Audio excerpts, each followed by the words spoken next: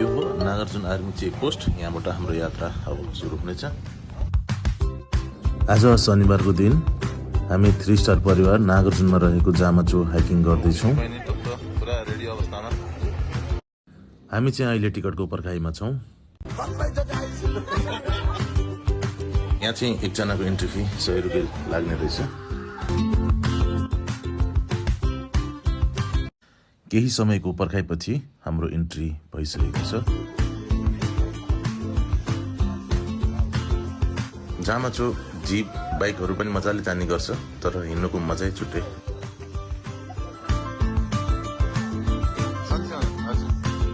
यहाँबाट हल्का उकालो सुरु हुनेछ।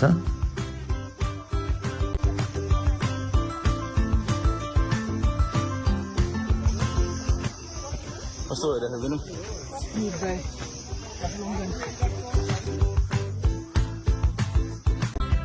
उकालो हल्का होला भनेको त उकालो राम्रै रहेछ।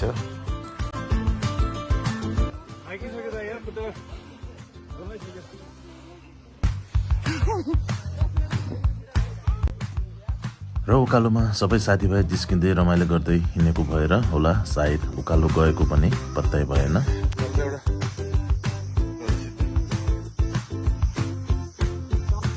20 मिनटको उकालोपछि पहिलो विश्राम स्थल आएको छ।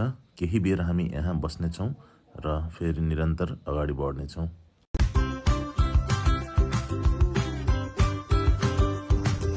आज रमाइलो भइरहेछ। शनिबार दिन जिमबाट हाइकिङ आएको छ।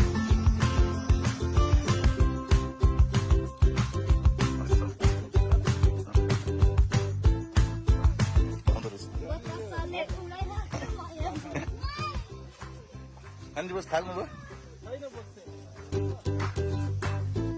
म्याराथन भयो कि तेरो?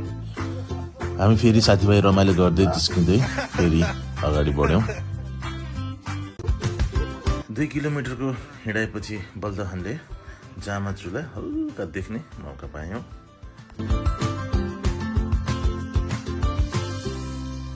यो चाहिँ यहाँको फोटो स्टेसन जस्तै रहेछ, त्यसैले हामीले पनि 2-4 वटा फोटो खिच्यौँ।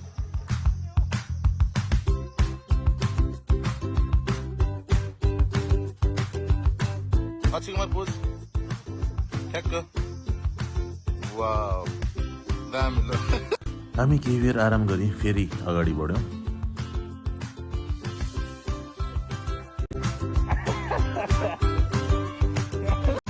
सबैजना आफ्नै तरिकाले रमाइलो गर्दै हिँडिरहेका छौँ। पुरै जङ्गलको बाटो भएर पनि होला सायद त्यति गर्मीको महसुस पनि भएको छैन।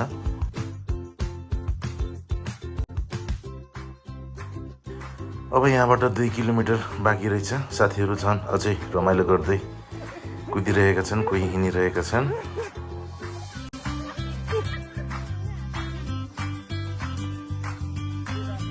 हामीले बाटोमा खानको लागि ससेजहरू बोडी गरी घरबाट लिएर आएका थियौँ।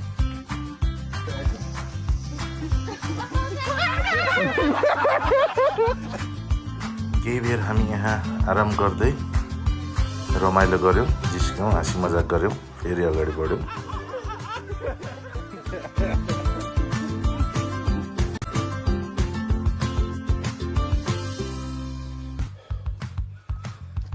लगभग आइपुग्नु लाग्यो। अब 5 मिनट जति लाग्छ हाम्रो।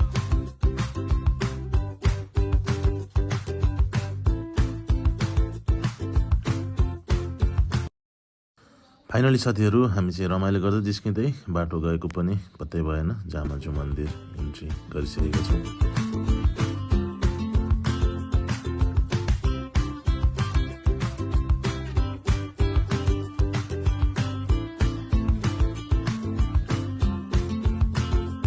यहाँ चिया नास्ताहरू खाजासाजा खानलाई पनि सबै राम्रै व्यवस्था रहेछ। भ्यू टावर जहाँ म चढ्दैछु, अलि डर पनि लागिरहेछ किनभने यो भर्याङ साह्रै सानो रहेछ, पातल खुट्टा चिप्लेला जस्तो।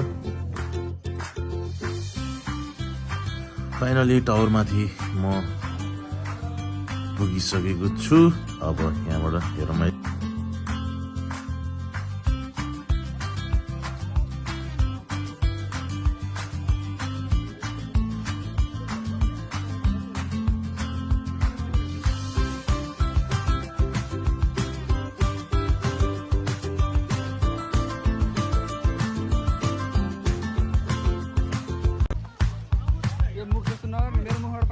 हामी चाहिँ यहाँ पानीपुरी देखेर मन थाम्न नसकेर पानीपुरी र पकौडा खाएर यहाँबाट तल झर्ने भयौँ।